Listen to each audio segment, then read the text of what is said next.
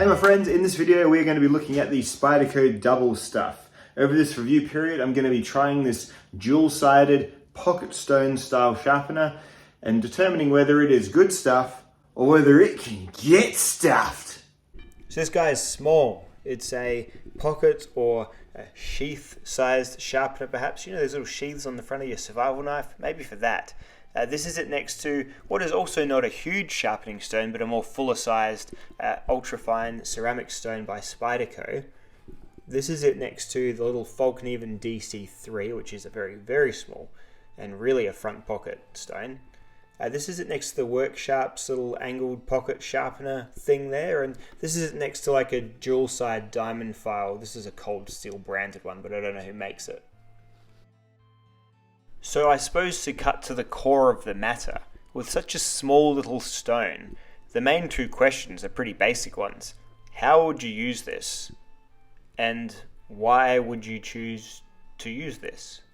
So the first how, I got to thinking like the Spyderco Sharp Maker, right? So the Spyderco Sharp Maker is a slice down style system, right? So I figured you could make this into a slice down style system too. Get yourself a bit of wood. It's got a pretty decent right angle to it, and get yourself a lean going and then slice down. You could even, if you want to be extra nerd, get your angle cube, right? Zero it at 90 degrees there, right? And then as that cube moves away, you see the angle is shown. So then you just stick it on your it's magnetic, so that helps. Stick it on your Spyderco there, and you can go down for a steep angle or up for a skinny angle. So, yeah, what's this? Let's get to like 17-ish, right? Lots of ish when you're sharpening with any freehand system, but especially with this. There is going to be an abundance of ish. Can I not stress enough? Ish. So that would be your angle that you're going to sharpen to. Get something else to sort of go at the bottom to stop it from sliding away. Maybe that bit of plastic will be relatively impact. Get something slightly heavy to push up to the other end. Here's a brick. Put that there. And then what you've got is a Rube Goldbergian machine that will sharpen using a downward slicing motion like, well, you're still gonna have to hold it like so. So that is one how. And it works okay. The second how, and this is a pro gamer move, Sean over at Triple B in his double stuff review, he just holds it like this, and he somehow left the video with 2 fingers. I know I certainly wouldn't. I'm in danger! He just goes back and forward like so. He eyeballs it. He is a much better sharpener than me. And this, of course, is a technique you could learn. I am feeling a bit vulnerable even just doing it for the purpose of demonstration, but it is definitely something that you could do with your double stuff. But not me though, not me, not yet anyway. Most realistically for me, I will be achieving a slightly raised surface with probably a real sharpening stone. And then I'll be getting my leather base. It's kind of adds a non-stick, because this has got little feet on it down here. Pretty non-stick, non-slidey. Get my leather base, pretty non-stick, non-slidey. Pop it on there. So then I've got that clearance for like flipper tabs, for finger guards, all that sort of thing. Then I'll be holding a fingertip at the end there, and then using that fingertip to set my angle. Like the very tip of my finger is about 18 degrees. I've used the angle cube to determine that, about 18 degrees. Just if I let it go in front of, smush my fingernail down away. I've got gross little golem fingers. So smush my fingernail out the way, and then cutting forward against the stone.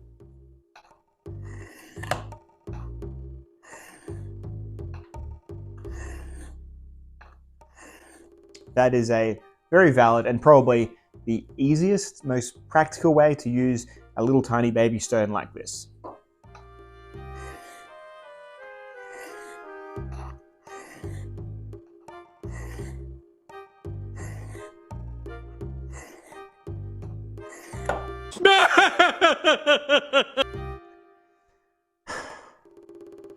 I don't hate it. but I definitely don't like it either.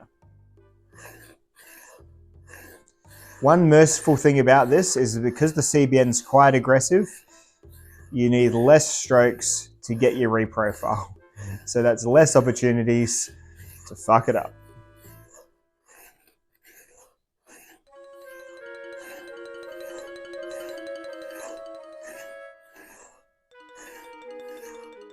Feeling a slight burr, what you can do is, the Sharpie trick is, or the Artline 90 trick in this house, for some reason we don't have Sharpies, we have Artline 90s. Oh, that's right, because I've got the flat top, I chose them, so I wouldn't be worried about, you can easily cover a blade edge like that, right? So what you can do is color in your edge and just see where your sharpening is actually taking you. So like that. Got most of the top part of the edge, not getting to the absolute terminating edge just yet. So you steer it down a little bit more.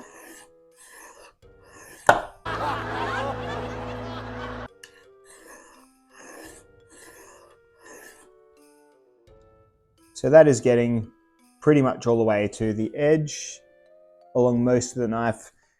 Could angle it up just a little bit more to make sure. Oh, and by the way, this is going to be a convex edge. Like there is nothing I can do about that. That is just going to be what happens, because I am nowhere near as skilled right now to be certain that I'm locking this exact same angle. What I can be sure I'm doing, which is an absolute win for me right now, is getting the full blade all the way to the edge apex, which I am. That's nice. It's nice clean, steely finish. So that's the best I can hope for right now with my skill level on this guy here.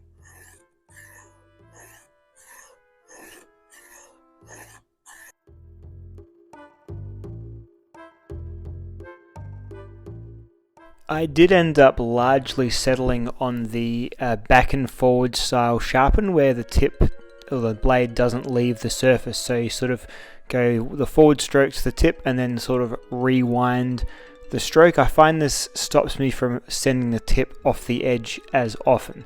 I didn't do it every time, but I found that it was definitely an easier way to start, especially on such a small stone where it is quite easy to fly off that edge.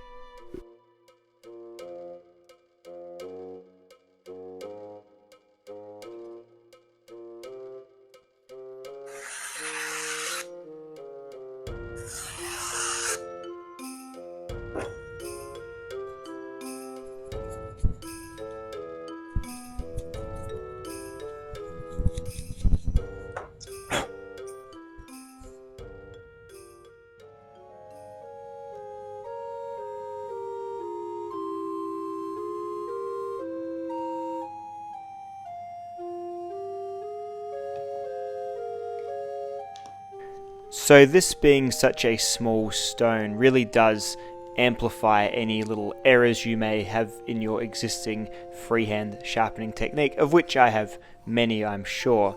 It is definitely something that makes you really concentrate on the minutiae of your strokes, and as such I believe this has definitely made me a better freehand sharpener. When I go back to my full-size stones, I find them much easier, having since spent all this time on the double stuff too.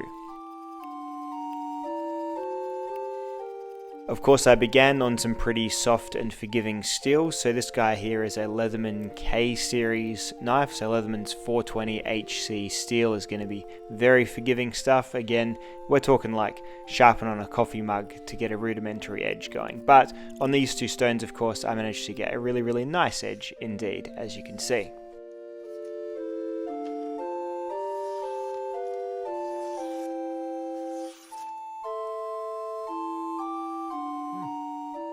And so after that, I thought I'd take maybe even a little step back in hardness and choose some Lion Steel M390. I got him. But anyway, this Lion Steel M390, it's definitely pretty forgiving stuff as well. It's going to be about as hard as like a basic S35 VN from a Chinese company or something like that. It's a pretty easygoing M390 for sure. It performs okay, but it's definitely not the upper end of the stuff. But great sharpening fodder nonetheless. And yet again, my technique seemed to improve over the use of this stone on this knife here. It was about here where I think I started to realize what people talk about with the feedback of the stones, and these ones actually do feel quite tactile. You can feel the edge kind of dragging along it, and it's definitely something. I don't think it's something that people just say. I think it's definitely a thing. So again, got a really nice sharp edge on that line steel M390, which before this was cutting nothing. So then from the line steel M390, I moved to what is your ultimate normie knife steel. On the ultimate normie knife, some S35 VN on a Wee Knife Co. Banter.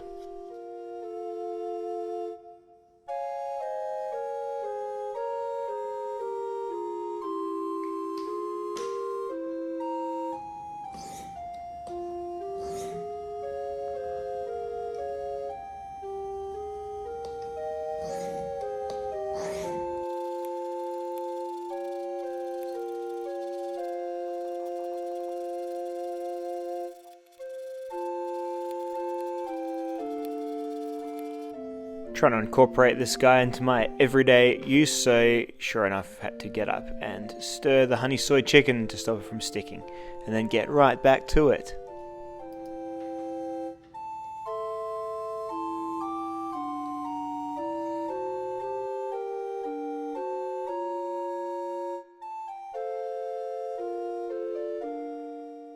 Oh, and the irony is totally not lost on me that to get this, fairly enjoyable experience that I'm having, I absolutely do have the double stuff too, stacked on top of two larger, better, more home appropriate stones. But I'm getting a review down, I'm using the thing in a few different environs, a few different circumstances, and you know what, I don't want to bust your bubble, but not everyone's going to go on a full-on hike just to review something that is sort of portable. In fact, they might even use it in something that's a completely far-fetched scenario that you would perhaps yourself never do.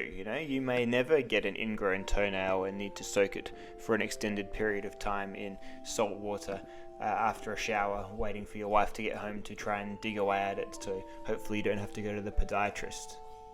That may never be you at all. So you watch reviews for the general miles put on the gear, whether they're in the textbook circumstances or whether they're in other circumstances.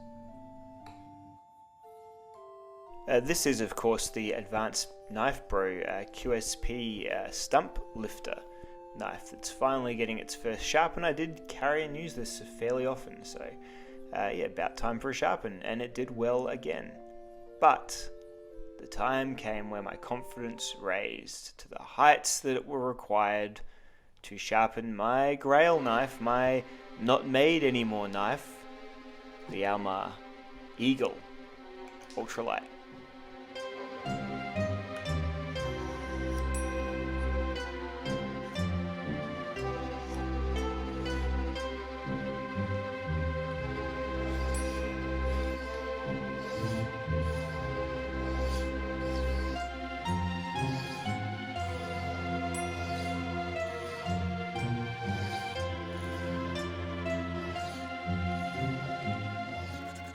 Of course, out of probably all the steels I've sharpened so far, AUS 8 is probably the most forgiving, so it wasn't going to be a big deal specifically getting the edge, but it was just that factor of not ruining the aesthetic of my knife. I was most worried that I'd munced the tip or put a weird little high point on the blade, something like that, but instead, because it was quite an aggressive cutter and because I did minimal time on that profiling side, owing to it's quite a good grit of CBN to start with, I found it put on a very nice looking edge, or at least a nice edge that would look about factory. Nothing spectacular, but functional.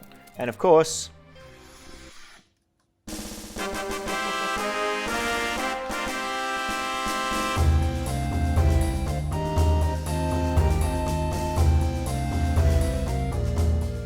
slices bloody terrifically as well. So you probably watch my channel, right? You know the things that I like. You know that I like this, the Work Sharp Guided Field Sharp. And you know I like it a whole lot, right? I recommend this to basically everyone who is interested in knives. It's a great first sharpening system. It's a great complete sharpening system, however small it may be. It's got 3 really good abrasives and a strop, and basically you can stand it on its own, you can hold it freehand in the air. It's a very, very versatile little thing for a great price, about $70 in Australia. This is about $150 in Australia. Why would you ever choose this with its 2 surfaces over this for twice the price? I don't have an answer to that. I wouldn't. If I had to choose these 2 things, I would choose this every day of the week. The reasons you may choose this, which I won't knock, but I would predict are going to be a little bit more nebulous, personalized, and perhaps more, I guess, situation dependent. The thinness of this is definitely something this has over this tool here. Whilst they sort of are the same dimensionally this way, when you start to turn them this way, there is a lot more going on here. And that sometimes isn't a good thing if you're traveling super light, as I said before. Hiking, but also this has a couple of little extra things on it. The CBN corner here can be used to quite decisively sharpen a serration. This one here can sharpen a serration, but you'll be just using these 2 ceramic rods, which is a long, slow way of sharpening a serration, especially a serration in super steel, especially a serration that, well, you're at the point of sharpening. That's one pretty dull serration. Let's be real here. Our serrations, right? Do we ever sharpen them?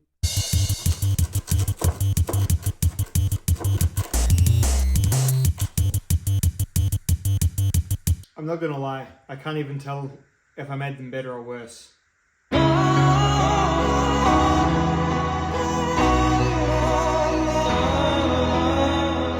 It's a bridge that I still haven't really crossed. A knife with serration so dull that I've gone, this is bad, I'm gonna have to do something about this. So I guess that's a theoretical thing. Maybe if you're a Spyderco Matriarch owner, then you might want this up in the guts of your Matriarch blade every other day. But that is something that I guess exists on this tool that I personally haven't found a decisive use for, but I can acknowledge is there. So the thinness, the edges here, and perhaps you like the way this finishes a knife. And this does finish a knife in a certain way. This sort of adds a jagged, toothy, really kind of aggressive edge to the knife, and then this sort of sheer, smooth, sort of fine or ultra fine stone. I think it's about a 2,500 grit or something. It really does kind of, it keeps the teeth, but it kind of laminates them. It's like a really detailed mouth guard over those teeth. You know, it's like a pair of toe socks over those feet. No. Anyway, it's a certain type of edge that you may really like. So that may be one of those people's reasons for choosing this over the more traditional sort of 320, 600, and then leather strop or maybe ceramic finishing that this guy entails. So that's the big question, I think, of the review. The one that I had when I first got this, when it first arrived. Why over this would you get this? And the long answer is, but no judgment if you do.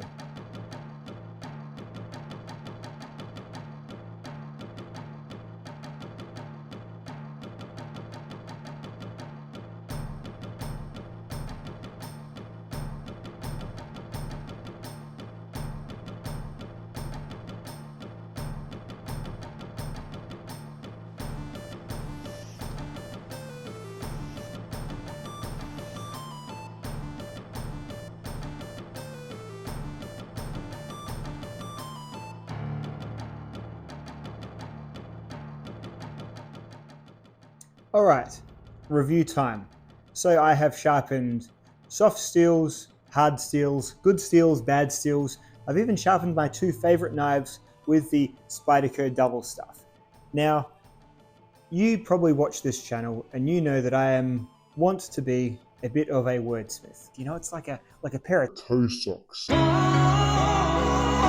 So I like to draw a good analogy from time to time, and I chose the analogy when thinking about sharpening stones to compare them to wheeled recreational devices. Now bear with me. So the Worksharp bench stone, for example. If this were a wheeled recreational device, this would be a big wheel, an adult tricycle, you know? Its main goal is for you to have a good time, get from A to B, and not fall off. And it does a really good job at that. But you may well want to give this up and move to the big leagues of something that is a little bit more performance oriented at one time or another. As much fun as you'll always be able to have on this, or the big wheel. Moving laterally across, we've got the guided field sharpener by Worksharp as well, a favorite of mine. This is a good old BMX, but with a little set of training wheels on it too. Now, a BMX with training wheels at any point in your cycling career will still get you from A to B, and will still get you from A to B quite well. But you might get sick of those training wheels. You might get sick of the 20-degree only angles, and you might want to free yourself and expand your horizons into some different, more freehand and high performance sharpening options or riding options. Still holding it.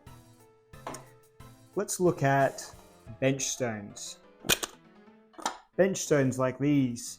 These are the racing bikes. You can get the best performance out of these, but unless you're quite good, you might find yourself falling off or going a little bit too fast and making a cock of yourself.